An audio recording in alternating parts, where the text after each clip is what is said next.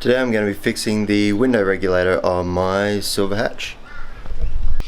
So I've actually had this window disconnected for a while now because the window regulator doesn't, well, the window regulator does work, but it's bent a lot, so it actually forces the window out of its tracks and then you can't wind your window up and down and it's pretty bad.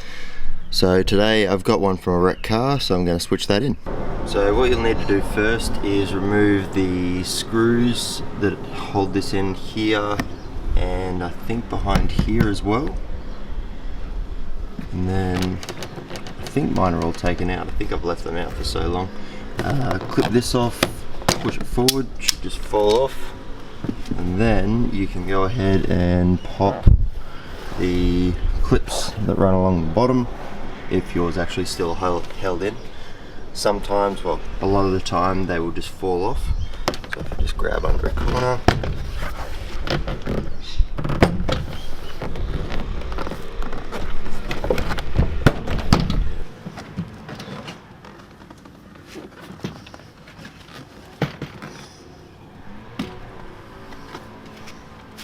so a lot of E36 guys will know this pain as well as I do, the pain of door cards falling off. So I'll just show you the repair that I've done on this car. You can see on the repaired ones here, I've got a whole lot of like masticky stuff. This is actually I think it's the 221 Sika product, and it's worked really well.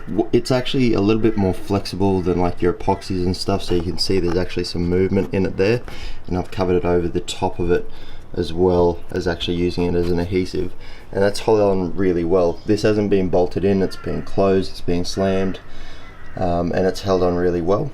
So use that instead of like your general purpose epoxies and you'll find that it works really well.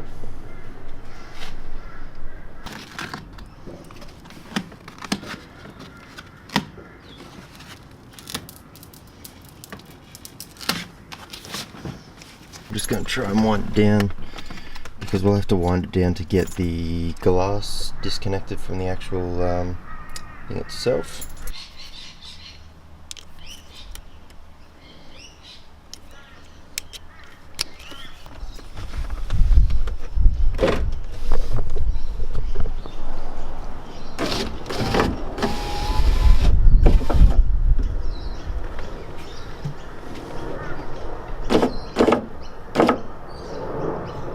You can see now that it's down how bent this arm is, and how bent that arm is.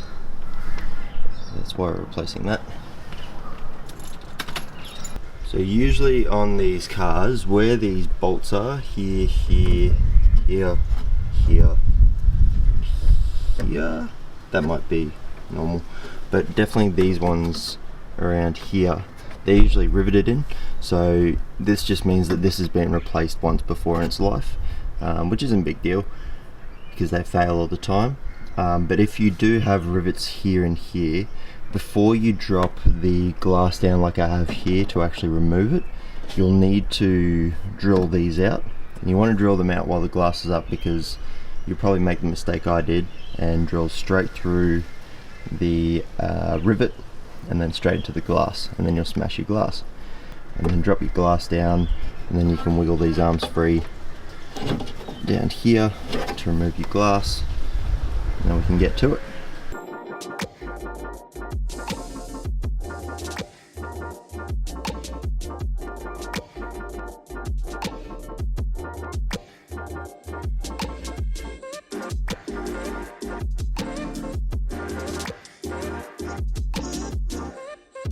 One thing I'm going to do before I chuck this straight in the car, because this is going to be super easy, is actually, you can see there how in the last one I put a whole heap of grease in it. I'm going to do the same to this one so it doesn't bind up. It's a lot easier to get to while it's out of the car than in the car.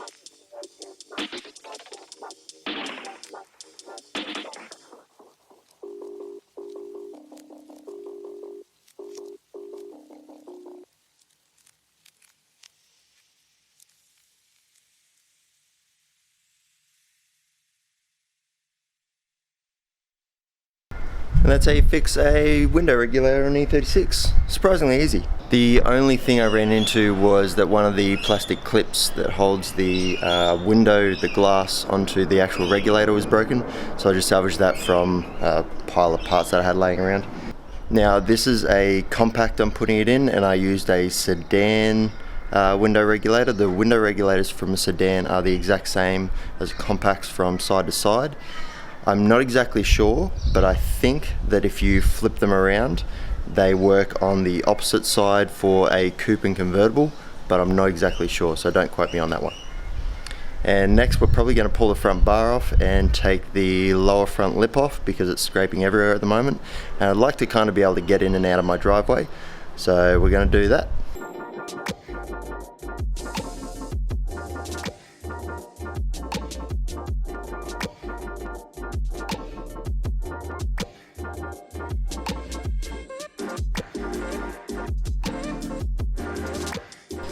So this is the amount of damage that I've done just driving it sort of to and from work and random stuff. You've served your front bumper well.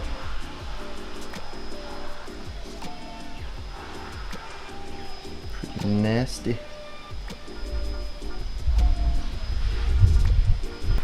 So with the car being so low at the moment, I think I'm just going to leave that off for the moment. Just run it without that big lip and just with the normal sort of M3 style lip, and yeah, we could go to another lip later on.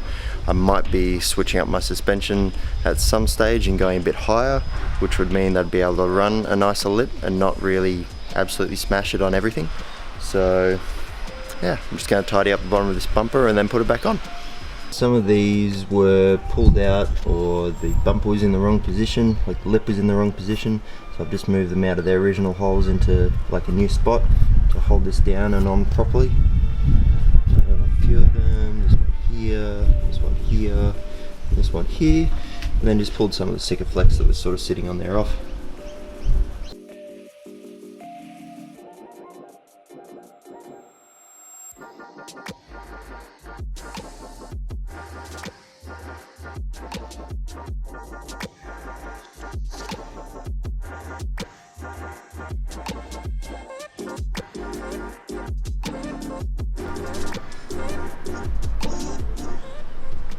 Alright, so that's all done.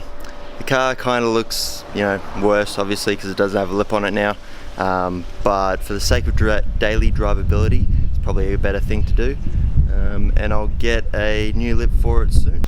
So yeah, quick little video today on stuff that just needed to be done. If you like what you see, like and subscribe. See you next time.